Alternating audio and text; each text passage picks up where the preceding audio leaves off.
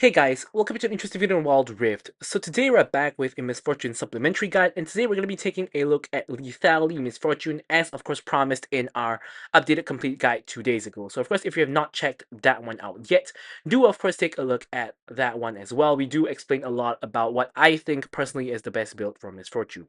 So let's get straight into Lethality build. Now Lethality build is really very straightforward. You basically are just building all Lethality items and a Serelda's Grudge. So you start off with the Lethality boots, and then go into Dustblade first item. Now, in my opinion, Dustblade is the best first item for Lethality.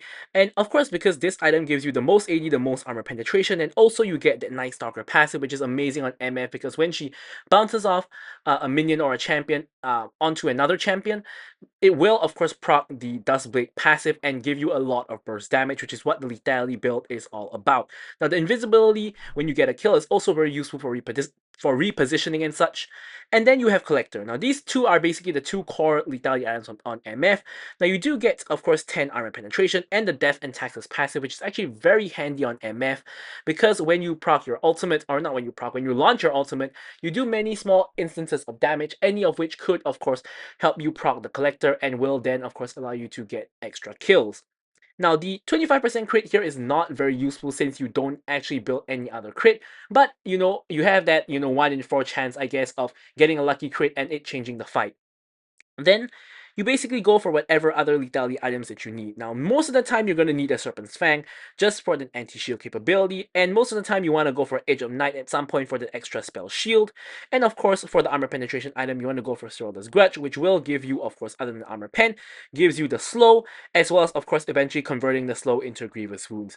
Now, the only other lethality item option you have is actually Youmuu's, and I really only go for Youmuu's if I don't need Serpent's Fang, or if I don't want to go for the Edge of Night. But the main issue is that Youmuu's is normally like a first, second item for lethality, but since you already have like your two core lethality items, you can't really fit Youmuu's in very easily for the most part.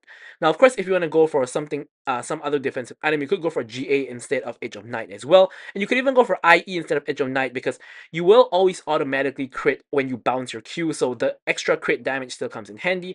And of course, Maw also can work as a defensive option. Now, for the runes, for lethality, you want to go for either First Strike or Dark Harvest. Now, Dark Harvest, of course, is a very, very strong rune right now. You will see in the game that it deals more than 4,000 damage throughout the game, and I personally think it's the better option between the two, at least at the current moment. So, of course, when you deal damage to someone below half HP, you will harvest their soul, which will stack, and then you will deal damage based off of the number of souls you have, as well as your bonus AD, so just very good for bursting people down. Now, the rest of the runes is pretty standard in terms of ADC runes.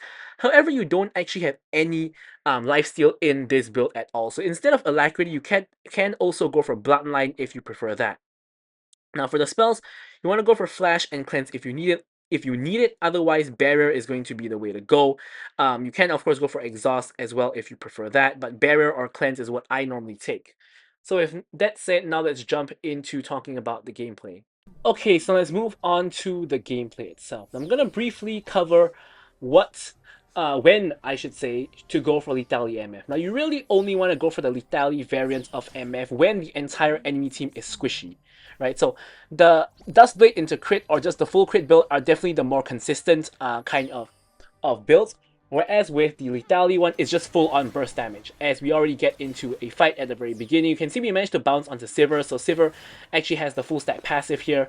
Unfortunately, we missed the Q there, but we do get off a very good trade with Nami only taking a little bit of damage, but she gets hooked in, so the trade's not so good anymore.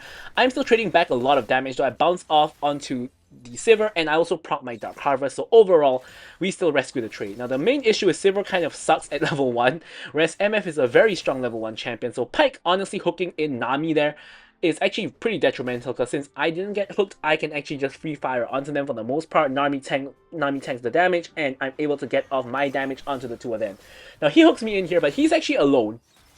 So, he does get off a good chunk of damage, but I am able to trade back quite evenly. Now, Sivir is chasing in for the very, very low HP Nami. Of course, Sivir herself very low off of me bouncing off another minion again. Sivir constantly standing behind minions here.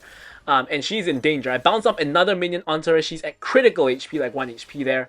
I was thinking of flashing forward to go for the kill, but that's a little bit dangerous because she has flash as well. Now here, Jarvan coming in from behind. Pyke flashes toward the Jarvan. Jarvan tanks a tower shot. I don't really think Jarvan contributed anything much there, to be very honest with you. But we now have enough to get our boots, so we're going to get off the reset and pick up our boots, like so. So you can see that in the enemy team, you have Kale, Echo, Vel'Koz, Sivir, as well as Pyke. All 5 of them are squishy, and I will admit that it's really rare to play against a full team of squishies, which is why I rarely actually go for Lethality MF. But this is one of those matches that you do play against 5 squishies, so I am going for those. Now, these are the kind of matches I love playing champions like Lethality MF, like Jhin. Like, Jhin is amazing against squishies. You know, there are some champions that are just really, really strong against squishy targets. And just not so good against tanks, right? MF is definitely one of them. Jhin is another one of them. So, yeah, so we're having a good time here with the whole enemy team being squishy. And that's, of course, why we go for the Lethality build here. Now, interestingly, despite this, the only real shielding they have on their team is actually Echo's W. So in this game, I actually decided not to go for the anti-shield as we get into another huge fight here. Lissandra coming in for the gank as well. Now, unfortunately, Sivir escapes, but Pyke cannot really say the same, at least for the moment. Vel'Koz now coming to help his Pyke out. So Pyke actually gets away, which I cannot believe. Now, Sivir, I'm not sure what she's doing. She takes another bounce to the face, and Nami's able to finish the kill. Vel'Koz, though, tries to turn the tide, but unfortunately, Nami is now on a killing spree. She's also 500 gold ahead of me because she has gotten all 3 of the kills, whereas I've only gotten 1. Now, Echo here decides to go in 1v3 because he thinks he has ult, so he thinks he's safe. Unfortunately, he is not, and Lissandra picks up that kill, putting me at support MF status, being at a 0 and 0, and 4 scoreline. But as I mentioned, it's always good when your team is the one getting the kill. So of course, I would love to have the kills on myself, but I'm not gonna complain about having 4 assists. It's better than having 4 deaths or something like that. So we do have a very fat Nami now. Now, I did say in my MF guide that I actually don't like playing MF with champions who are not engagers. So I don't really like playing MF with Nami, but in this particular game, I made an exception, really because of 2 reasons, right? Firstly, it's a full squishy enemy team, right? So Lethality MF here is just going to be insane, right? Of course, I could have gone with Jhin, who pairs way better with Nami, but I just decided to go for MF. And secondly, we have a pretty easy and bullyable lane matchup, right? Because as I mentioned, we're against a Sivir, right? And Sivir is not that amazing in lane, right? So here, Pyke, we dodge him. He is in trouble, has to flash away. Sivir, free hitting for now, but not too useful. You can see Sivir really doesn't do a lot of damage in lane, and that's kind of the entire issue, right? Pyke is invis somewhere near. We don't even care as long as we don't get hooked under tower. He hooks us here, but what can he really do, right? Like, he just takes more damage than what he deals or what Sivir deals, so it's really not a problem, right? So you can see that the main reason is that we have a very easy lane matchup. Like, the only real way that we die is Pyke hooks us into a stun, into Sivir's double boomerang, as in the boomerang hitting both the front and the back part, into a couple of autos, and Pyke ults us. That's really the only way that we die. And in order to prevent that, instead of going for barrier, I have cleanse. So if Pyke actually manages to CC us, we can pop that cleanse and just run away, right? So as long as we do that, we're going to be absolutely a-okay, right? There's no real way they can kill us. So it's a very easy lane matchup, and it's a very insane game for Lethality MF. So I decided to go for MF with Nami in this match because Nami already locked in, so I don't have any tank engager. I already know I'm going to get an enchanter, so I normally wouldn't go for MF here, but for the reasons I just covered, I think MF here is actually absolutely fine. And furthermore, if you take a look at the rest of the team comp aside from Nami, one of the main reasons why MF is insane here as well is the wombo combo potential. Right, like here Echo is coming in, we spot him out, so we are walking away. Nami unfortunately does get stunned, takes a chunk of damage, but it's gonna be fine. We really want to reset because we do want to get item as well as, of course, restore our HP. Now here I'm expecting to lose a couple of plates, but Sivir, after dying 3 whole times, has been conditioned to be so scared of us that even when we're not even around, she's not even getting a free plate or 2. Like, she definitely gets 1 free plate at the very minimum, if not 2.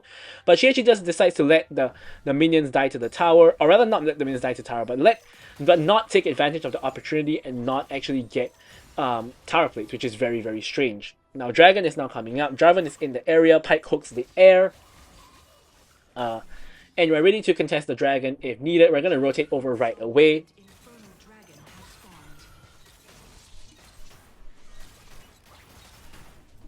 Pyke here tries to hook Nami, doesn't work out. Echo now trying to come in, gets bubbled, gets waved. We're going to pop the ulti here. Jarvan secures the dragon. Now we're turning on to the enemies. Lissandra with the ulti, Jarvan with the ulti, and we're able to kill both of them. We finally got a couple of kills on the board. And yeah, that's the other reason why MF is insane this game, right? We have Lissandra ult for free lockdown. We have Jarvan ult for free lockdown. We have Kennen ult, which we can combo with for a lot of lockdown as well. So MF synergizes very, very well with all the rest of my teammates, and even Nami, right, with the wave and bubble for CC, can synergize decently well with MF. So we're definitely in an insane spot here. We have eight kill participation at this point within like 6 minutes of the game, and we have our Dust Blade completed for some time now. We are now halfway toward our collector, and we're in an insane spot. We just took the tower, we took the dragon, and the Herald as well. Jarvan did get the Herald and is using it in the mid lane right now. Jarvan also has GA first item, so this tells me Jarvan is going to be reckless, right? Like, if you ever see Jarvan go GA first item, it kind of just tells you he wants to run in, right? As Echo doesn't get a chance to ult, gets chain CC'd and straight up just dies. Herald does take the mid lane tier 1. Pyke looking for some hooks, takes a lot of damage instead, has to flash away, as does Vel'Koz. And my team as a whole is winning every single lane, right? Kennen has like a 2k gold lead. Jarvan has a like 500 plus gold lead. Lissandra with a 1k gold lead. Myself with a 2k plus gold lead. And Nami also has like a close to 3k gold lead at this point. So collectively, our team is like 10k gold up at like the 8-minute mark, which is absolutely insane. Now here, we're trying to gank Vel'Koz from behind, but Vel'Koz actually sees us because of the control ward. Now there can only be 2 bushes he's in, so Nami launches the wave, finds him in the further bush, and he tries to ult in desperation to trade the kill onto Nami. Unfortunately though, he's not able to deal the damage in time, and he falls to me instead, giving me my 3rd kill of the game. And I am actually the most fed member of the game, actually followed by Nami. And followed by Nami because she has the same amount of kills as me, and she has 2 more assists than I do. So Nami is actually the 2nd most fed member of the game, which is kind of funny because how often is it that the support is the 2nd most fed person in the game? Of course, unless it's some kind of carry support like Brand and such, who is just taking kills and doing damage. But it's a legit Enchanter support who is just very, very, very fed at this point. Now Echo here, I don't think he's very strong, so I'm not overly scared of him. I bone playing. Just look at that damage, right? And for some reason, he decides to ult back into danger. So I'm just gonna auto and get a free kill on him. Like, he was out of the woods at that point. Like, I bursted him down, but I couldn't actually reach him without flashing forward, that is. So he decides to ult back and just donate a free kill to me, which is really, really strange. Anyways, I'm now just checking the jungle to see if there's any farm I can take. Unfortunately, there isn't. So instead, we're just gonna go ahead and go for that tower here. Now Pyke though, trying to put a stop to it. He takes a ton of damage. He's gonna go down. Sivir, gonna suffer the same fate. You can see how much damage we do at this point. Like, we just take like what? Auto can almost instantly one-shot any squishy at this point. And that's almost what happened to Sivir. Except Nami had to deal the finishing blow because I didn't quite have the damage to finish her off. But yeah, Auto should burst down almost anybody at this point because their whole team is just squishy, and that's one of the beauties of Lethality MF. That's why Lethality MF is so great against squishy teams. Now, buying even more Lethality, as I mentioned just now, I actually don't want to go for the Serpent's Fang this game because there isn't really very much shielding. It's really just Echo shielding. There's no Gargoyles, there's no like other shielding in the game. So I'm deciding to go for Youmuu's here, which is a pretty strange time to go for Youmuu's. As I mentioned in the build section just now, but I could also go for Edge of Night here for extra safety, which could be a good idea because I'm 5-0 and 7 and we already have a lot of damage. So Edge of Night here actually would be amazing. But in this game, I just got very greedy for even more damage, so I'm going for Youmuu's next item instead of going for Edge of Night or Sorello's Grudge for that matter. Next dragon is up. My whole team kind of rotates together to the dragon with the exception of Lissandra. Now Echo, I'm not quite sure what the game plan is here, brother. I'm just zoning him off, and you know there's a problem when your ADC is zoning off the enemy assassin jungler instead of being scared of him. Yeah, I mean that is a 1-4-1 Echo who only has 1 completed item at this point versus myself with 2.5 items. He does have 1.5 items, so I'm like 1 full item up on him. A fight breaks out, so I'm trying to make my way to the fight as quickly as I can. Echo goes down before I can even get there. I'm clearly not even needed, right? I can't even get the assist for either of these kills, so I'm just rotating to mid lane to immediately get the push so that we can maybe force the mid lane tower or convert it to some kind of objective, like Baron, for example. We get the mid lane prio and we can rotate to Baron immediately.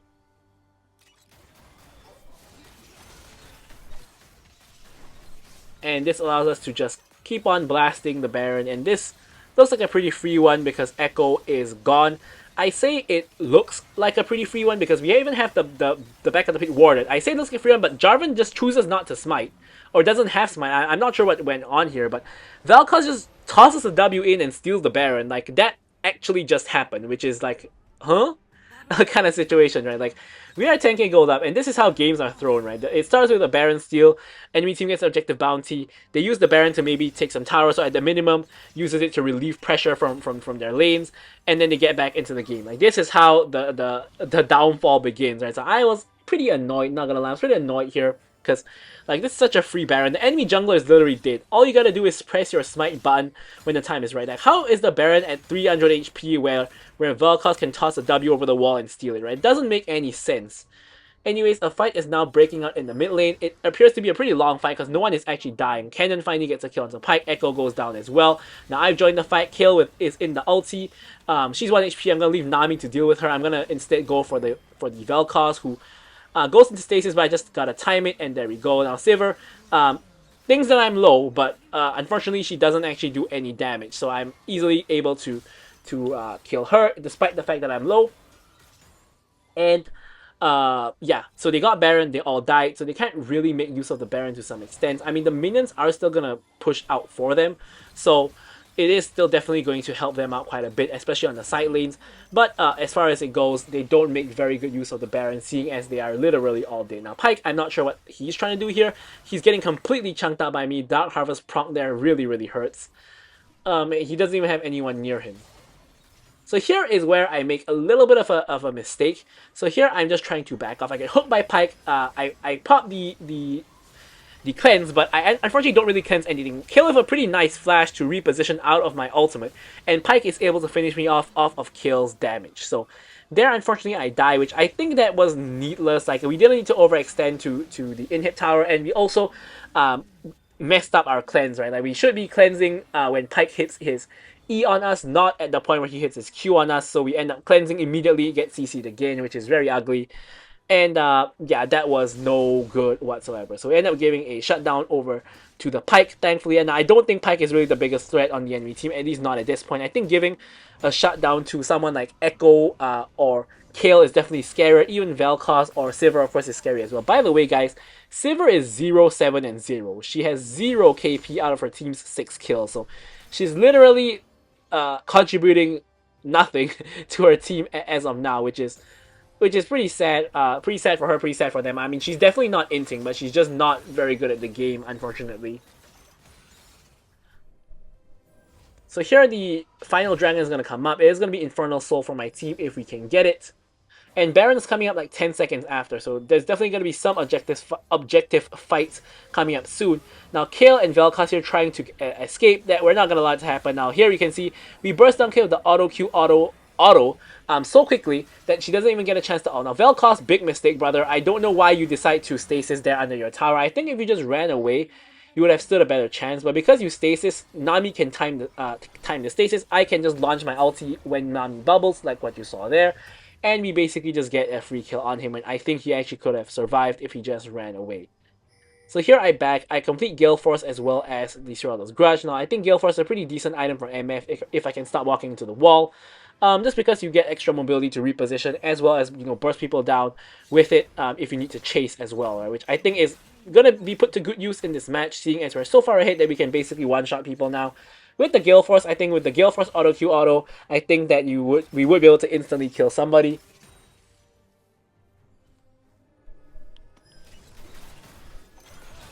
So here Baron's up again. Now we're going to go and do the Baron once again. This time everybody in the enemy team is alive. Doesn't quite matter to a large extent because we should be able to zone them off or, like, you know, win them in a team fight.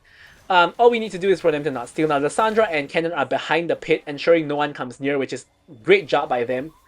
And we secure the Baron without issue. Now, honestly, with this Baron, we should be able to push for an end because the enemy team is so far behind, like they're more than 10k gold behind, that we should realistically be able to use this Baron to push down their inhibs and end the game.